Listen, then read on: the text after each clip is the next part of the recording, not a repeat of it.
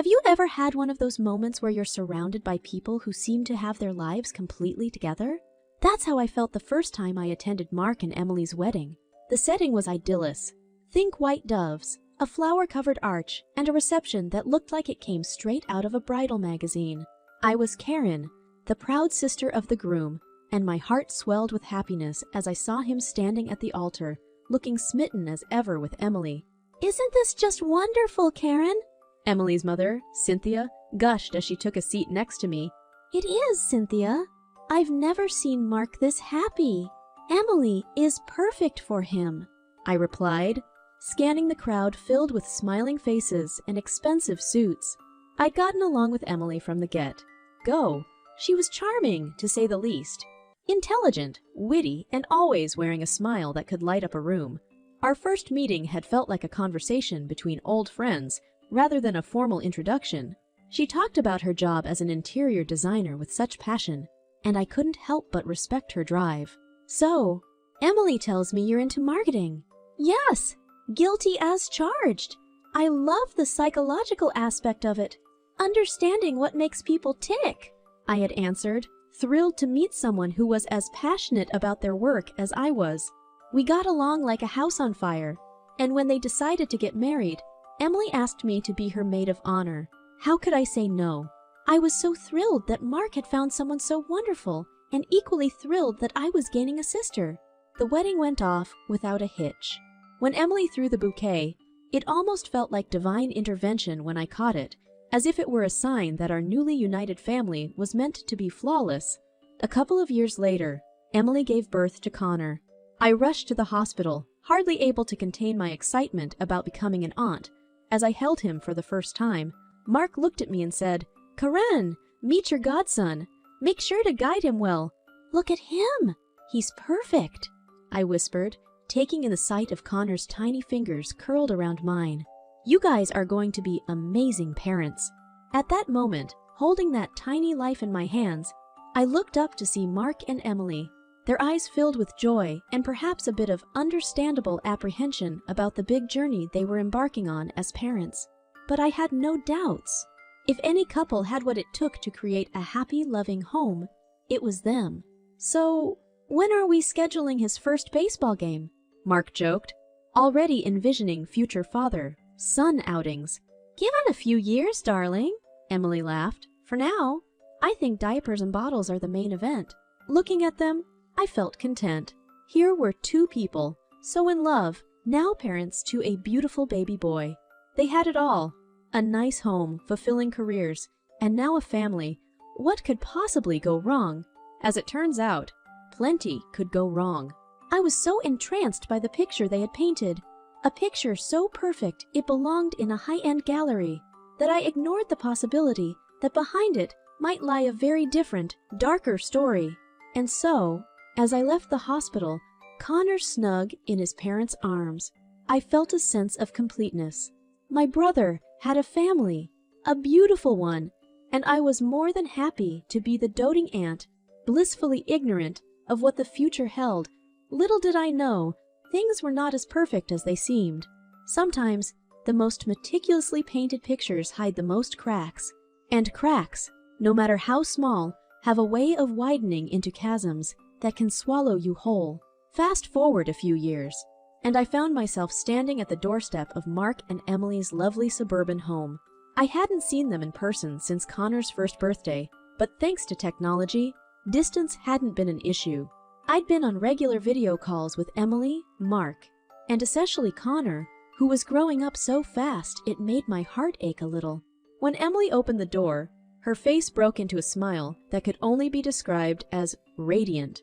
"Karen, you made it! Come in! Come in!"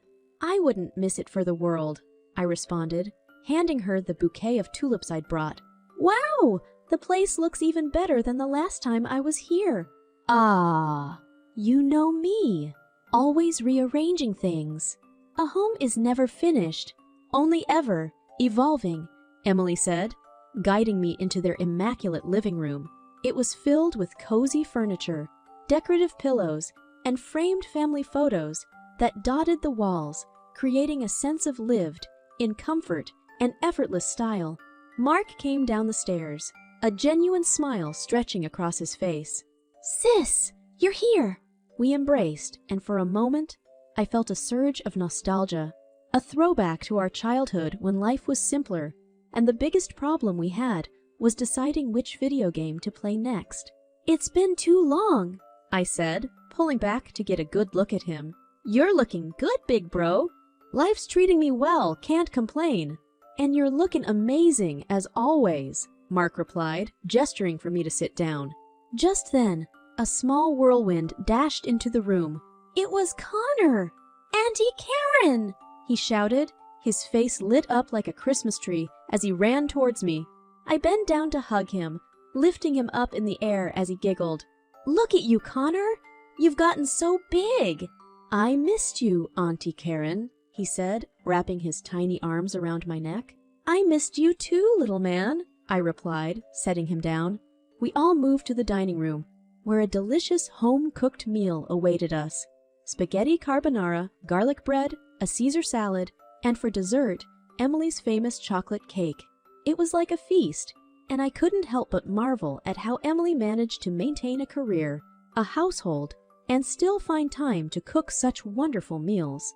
"So how's work treating you, Karen?" Mark asked, taking a sip of his wine. "It's busy, but I love it. Just wrapped up a big campaign, so I finally had a chance to breathe and, well, hop on a plane to visit you guys," I answered, twirling my fork in the spaghetti. "That's awesome! You're killing it as always," Mark said, flashing me a proud smile. "Thank you. And how's the business?" "Growing steadily. You know how it is? Long hours, but it's all worth it." As we chatted and laughed over dinner, I looked around at this picture. Perfect family. Mark and Emily were thriving in their careers, and Connor seemed like a happy, well-adjusted child. There was love in the room, a deep, abiding love that I felt lucky to be a part of. As the evening came to an end, Emily showed me to the guest room. "I hope you like it. We redecorated it last month." "It's beautiful," I said, taking in the freshly painted walls and new furniture. "You guys have really built a lovely home." "We're glad you're here to share it with us," Emily replied, giving me another hug before saying good night. And so, as I lay in bed that night, I couldn't help but feel grateful. Grateful for family, grateful for love, and grateful for what appeared to be a life that was going just as it should for everyone. I closed my eyes, letting the comforting darkness envelop me, completely unaware that the foundation of this picture, perfect family, was built on shaky ground that was about to crack wide open. In the middle of the night, I woke up with a start. My phone buzzed on the bedside table, and groggily, I reached over to check the time. 2:37 a.m. Squinting at the bright screen, I noticed I'd received a work email. Old habits die hard, and despite the ungodly hour, I opened the email, read through it quickly, and sighed. It was something I would have to deal with, but not at that moment. Tossing my phone back on the table, I got up to get a glass of water.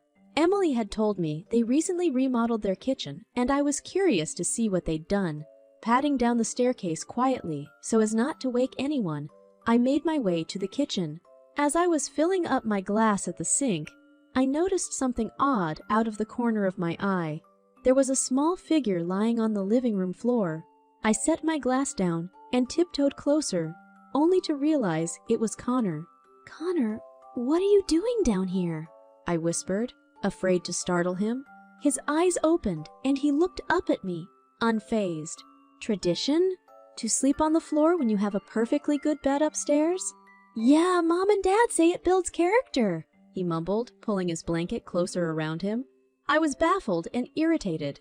Mark and Emily had a 5-bedroom house. There was no reason for Connor to be sleeping on the floor. "That doesn't sound right," I said, my voice tinged with concern. Connor hesitated, then said, "Well, sometimes I don't get dinner if I don't finish my chores. Dad says it's teaching me about the real world." My heart sank. No dinner. My mind started racing, trying to reconcile this new information with the idyllic family life I thought my brother and sister-in-law had created. Mark had always been disciplined, but this didn't sound like discipline, but this didn't sound like discipline, bordering on neglect. My eyes fell on Connor, his little face illuminated by the dim light of a table lamp. I couldn't stand by and let this go on. I knew what I had to do might cause a rift, but the well-being of my nephew was more important. "Okay, go back to sleep, sweetie. We'll talk more in the morning," I told him, covering him back up with his blanket. As he closed his eyes, I quietly pulled out my phone and took several pictures of him sleeping there on the living room floor. I knew what I was about to do would be like setting fire to a bridge, but I felt in my gut it was the right thing. Back in my room, I opened my laptop and sent the pictures anonymously to Child Protective Services, along with a brief explanation. If what Connor had said was true, and if there were more traditions like this, someone needed to intervene. And as much as it pained me to go against my own family, I knew I had to do something. Closing my laptop, I sat in the dark room, my mind awash with conflicting emotions. I was breaking a cardinal family rule: never air dirty laundry in public. But then again, weren't we also taught to protect each other no matter what? As I lay back down, I couldn't shake the nagging feeling that I'd opened Pandora's box. But looking out the window at the moon, its light casting shadows on the world below, I told myself that sometimes the hardest thing and the right thing are the same. With a heavy heart, I closed my eyes, plunging into a restless sleep, knowing that the picture, perfect family, I thought I knew, was about to be shattered into 1,000 pieces. A few weeks passed since I sent those photos to Child Protective Services. My conscience was a battleground, and I kept going back and forth on whether I had done the right thing. The social worker assured me that the process would be confidential and thorough, but that didn't calm the storm inside me. I was betraying family, my own brother and sister, in-law. Yet every time I thought about Connor sleeping on the floor or going to bed hungry, a fire ignited within me. One evening while cooking dinner, my phone rang. His voice was frayed, like a rope stretched too tight. "Karen, Keeps took Connor away today. They said they received an anonymous tip about child neglect.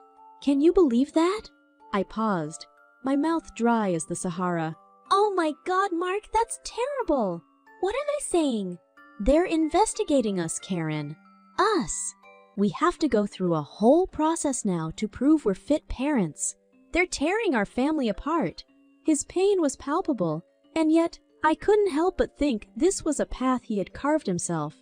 "Mark, I can't even begin to imagine how difficult this must be for you. But have you ever thought that there might be some validity to their concerns?" "What are you saying? Are you implying we're bad parents?" Mark's voice was now laced with incredulity. "No, I'm not saying that." I tried to keep my voice steady. "I'm just saying that sometimes we think we're doing the right thing, and we may need an outside perspective to show us we're not." Mark sighed, his voice breaking. "I don't know what to think anymore, Karen. My son is gone, and I don't know how to get him back."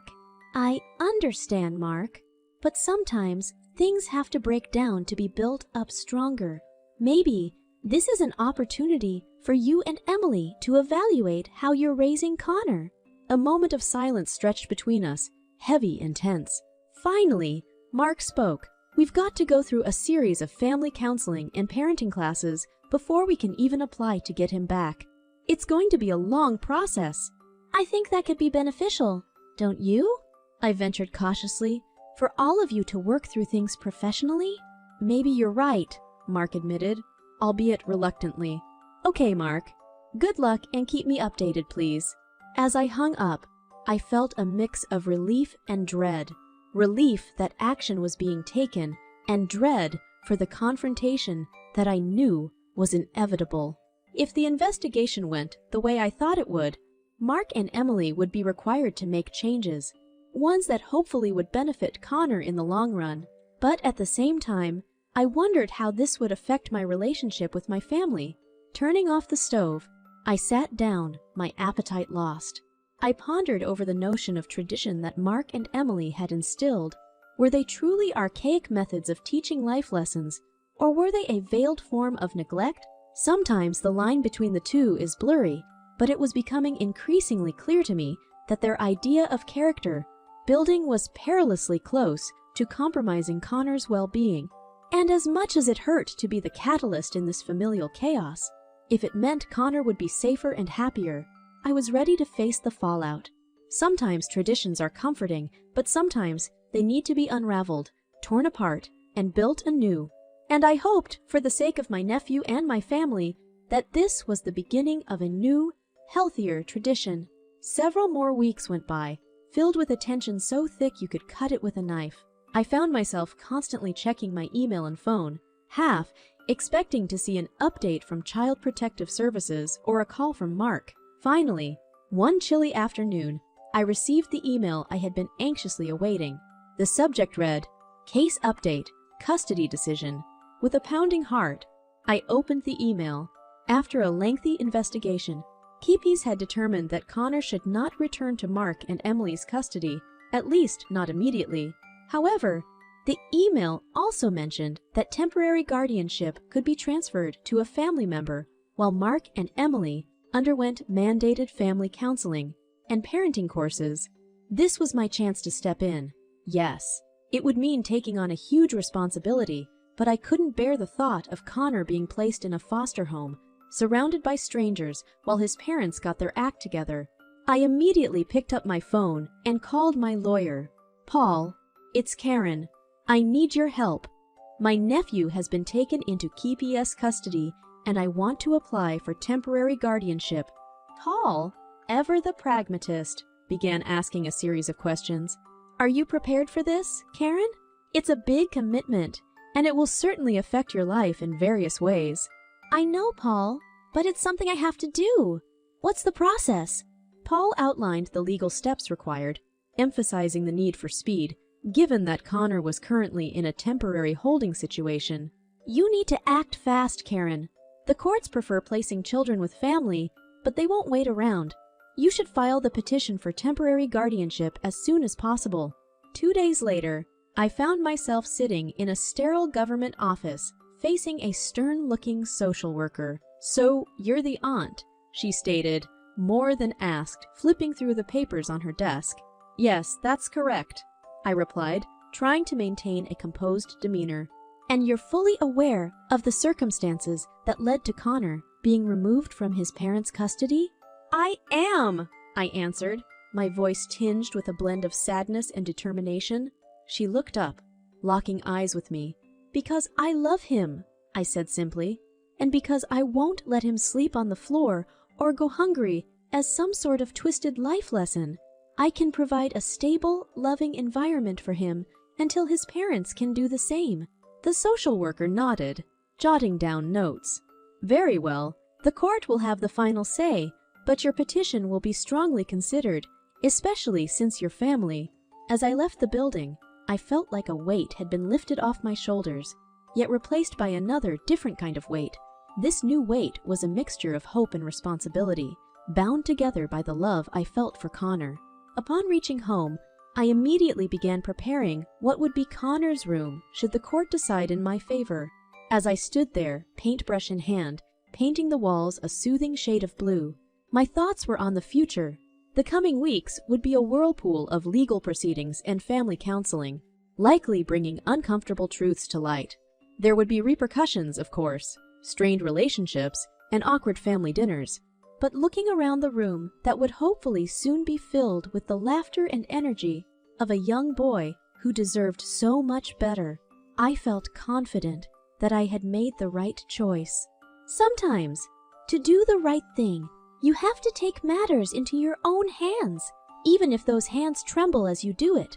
I was about to disrupt our family's status quo, maybe irrevocably so, but as I dipped the paintbrush back into the can, I realized that sometimes disruption is necessary to bring about change. And as far as I was concerned, change couldn't come soon enough. It took a full month of legal back and forth, but the day finally came when Connor walked hesitantly through my front door, his small backpack slung over one shoulder. I bent down to his level, looking into his eyes filled with confusion and a sense of loss. "Welcome home, Connor," I said softly, my voice almost a whisper. He hesitated for a moment and then threw his arms around me. "Thanks, Auntie Karen." That hug sealed it. It was worth the mountains of paperwork, the awkward court hearings, and even the fiery argument I had with Mark last week. "How could you, Karen?